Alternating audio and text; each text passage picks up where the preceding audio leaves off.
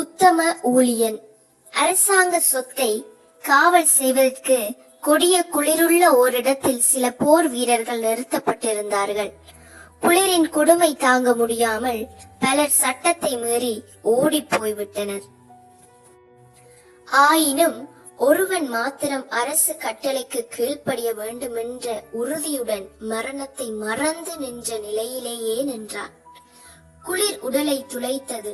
எனினும் ஆணியடித்து நின்றார் போல உறுதியாய் நின்றான். 5 மணி நேரத்துக்கு பின் அரசன் அங்கு வந்தான். படை வீரர்களுள் ஒருவன் மாத்திரம் உயிர் பிணமாய் நிற்க கண்டான். அவன் உடலில் உயிரின் அசைவு இல்லை. மன்னன் மிகுந்த இரக்கத்துடன் அவனை அணைத்து கீழே படுக்க வைத்தான். உடனடியாக வேண்டிய உபசரணைகள் செய்தான். போர் வீரன் பிழைத்து எழுந்தான்.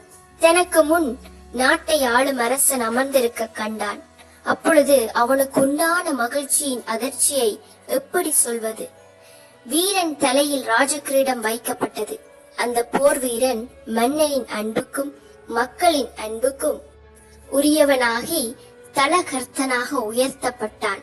சாதாரண போர் வீரன் பெரும்படையின் தலைவனானான். பொறுமையோடு துன்பத்தை சகித்து முடிவு பரியந்தம் உழைக்கிற பிள்ளைகளுக்கு மேலான ஜீவ கிரீடம் கிடைக்கும். நன்றி.